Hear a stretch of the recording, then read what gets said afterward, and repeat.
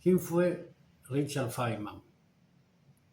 Si fuera Martin Heidegger sobre un curso referido a la metafísica de Aristóteles, podría decir: Richard Feynman nació el 11 de mayo de 1918 y murió el 15 de febrero de 1988. Fin de la biografía, vamos a la Oda a la Flor, ese monólogo famoso que está en un video, en una entrevista en internet. Pero las personas geniales, entiendo, tienen contradicciones y su historia, su peripecia vital, biotip, se dice ahora biografía, es la causa de su proceso de reflexión, de sus logros. Richard Feynman logró el premio Nobel en 1965 de física, era un físico, matemático, científico, agudo, por todos sus aportes, más que descubrimientos, sí, también descubrimientos a la física cuántica. Dicen que es el creador, el promotor de la nanotecnología, hijo de emigrantes judíos de Bielorrusia. Melville era su papá, Melville Feynman, que lo instó a hacerse preguntas de niño. Y dice que quería de su papá ese deseo de exploración, eso hace la ciencia, curiosidad, preguntarse por casi todo, de toda su vida. Y de su mamá era el sentido del humor. La persona, cuando estaba deprimido, se iba de fiesta. Luego él participó en el proyecto Manhattan, que dirigió Oppenheimer, acuciado de Estados Unidos por enterado de que Alemania estaba próxima al descubrimiento de la bomba atómica, a la creación de la bomba atómica. Reúne un grupo de científicos en Alabama, desierto de Alabama. Richard Feynman era el más joven de todos, para crear la bomba atómica. Dice Feynman que es el primero en su autobiografía que vio la explosión real de la bomba atómica. Todos se habían puesto unos lentes especiales por peligro, a unas máscaras por cuidado de la radiación, una pequeña explosión. Y él vio atrás de un vidrio de un auto, un parabrisas de un auto, sin lentes, la explosión. Y el momento que se explota, la bomba en Hiroshima, dice que todo festejaba, borracho, el logro, ¿no? Dice que en un momento tomó distancia y se preguntó: ¿qué hemos hecho? ¿Qué hemos hecho? El hombre, a los 13 años, en su bar mitzvah, reconoce que el pueblo judío, el pueblo israelita, no era el pueblo elegido. Hay una canción de Jorge Drexler, que a instancias de Joaquín Sabina, la historia dice que en un bar madrileño, Joaquín Sabina le entrega un estribillo, una canción, se llama Milonga del moro judío. Yo soy un moro judío que vive con los cristianos, no sé qué Dios es el mío ni cuáles son mis hermanos, la duda, abrazando la duda, esto que trae. Decía en una entrevista, Feynman dice: la incertidumbre es interesante, uno tiene por estar seguro, entonces eso lleva a hacerse preguntas, a llegar a alguna respuesta. Entonces le dice Jorge Drexler en una conferencia en TED, que complete esa canción, el tema, el asunto, ese tema, pero con décimas. Décimas es una forma poética. Dice que en esa conferencia en TED explícita, y está la conferencia de YouTube para ver, en una estrofa de ese verso dice: nadie le di permiso para matar en mi nombre. Un hombre no es más que un hombre, y si Dios así lo quiso. Mismo suelo que piso seguirá. Yo me habré ido. Rumbo también del olvido no hay doctrina que nos vaya, y no hay pueblo que no se haya creído el pueblo elegido. Hoy, con Trump a la cabeza, Estados Unidos, y quizás después de esa explosión, de esa bomba, de ese logro, decía Facundo Cabral, una bomba hace más ruido que millones de caricias, pero por una bomba que destruye millones de caricias que construye. Donald Trump se cree que los Estados Unidos es el pueblo elegido. habla por teléfono con Putin para persuadirlo de que no bombardee no sé qué parte de Ucrania, se propone hacer en la franja de Gaza no sé qué. Pueblo elegido. Otra vez, después de esa aparición, la muerte de su primera esposa por una enfermedad terminal, y esa reflexión que hace a partir de lo que habían hecho. Él se va a Brasil 6 meses y va a zambar y se va a drogar y se va a emborrachar.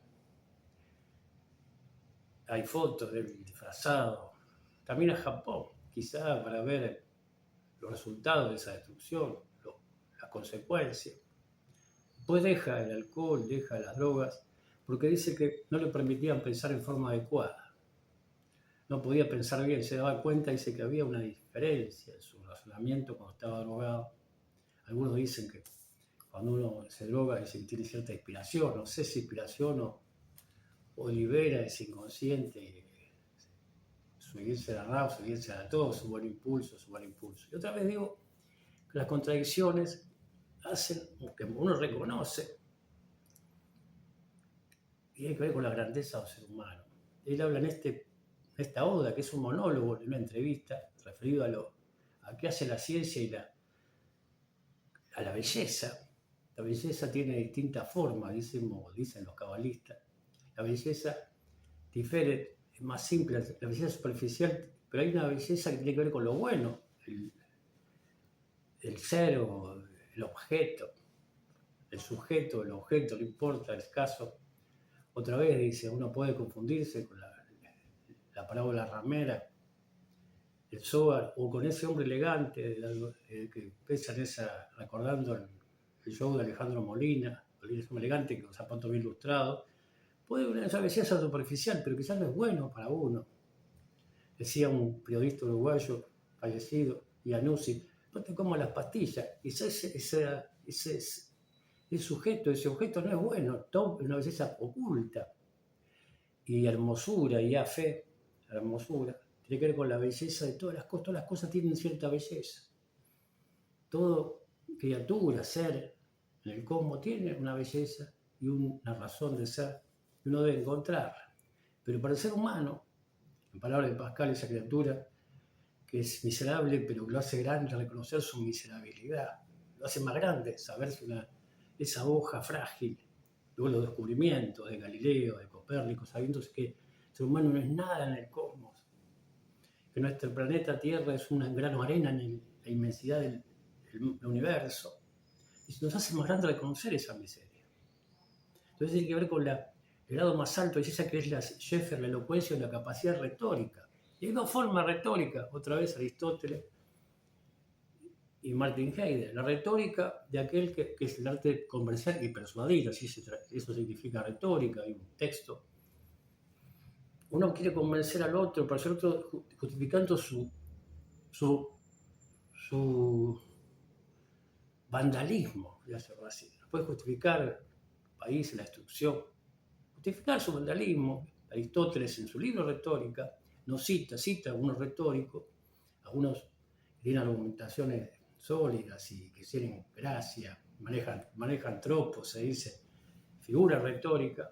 Nos cita a Demóstenes. Demóstenes había escrito Las Filipinas. Las Filipinas eran argumentaciones retóricas contra la gestión de Filipo, el rey, su empleador. Aristóteles era empleado de Filipo, era el preceptor de Alejandro, el conquistador. Y quizá en esta analogía, Martin Heidegger también, uno dice, no digan que yo adhería al nazismo. El adhiere, Levinas toma instancia, era admirador de la filosofía, existencialista, del ser, el tiempo, todos esos textos finísimos, el self, el la sein, pero cuando diga el nazismo dice, ¿qué pasó? Entonces, si no importa lo que yo haga, importa lo que uno hace, importa reconocer las contradicciones. Hay un cuento referido al Hasidut, dice un joven estudiante, está con un Hasid, con su maestro, su mentor, y pasaba muchas horas, dice, en la casa de su maestro. Entonces otros Hasidim, la homofobia siempre existió, eran todos hombres los que estudiaban Torá, Kabbalah, Dice, ¿por qué pasas tantas horas en la casa de tu maestro? Entonces así responde, dice, porque yo no voy a escuchar Torá de la boca del maestro, sino que voy a ver cómo se ata y se desata los zapatos. Cómo vive. Y reconoce. Hay una historia de Sócrates. Dice que un muchacho va con Sócrates y Sócrates comete cierta bajeza. Entonces el otro le dice, Sócrates. Entonces dice, en este momento no soy Sócrates. Dice que yo conocí a mi maestro, la mamá, el papá, su hermana, su primer matrimonio, sus hijas, su divorcio. También con algunos errores vi, pero siempre, en todo momento, él era Ione Salah. Y uno debería ser siempre. Yo he cometido errores en mi vida. Estoy agachado, contradicciones, pero siempre fui Ariel Bacus. Eso creo que es lo importante y lo que hace a una persona más grande que otra. Eso hace a Richard Feynman un gigante de la ciencia. Y este es casi un poema, Oda de las Flores, este es un monólogo, dice, porque está en una entrevista, están ahí las entrevistas, hay una serie de BBC hablando de la historia de Feynman. En la película Oppenheimer aparece, hay también una película sobre el Challenger, una explosión.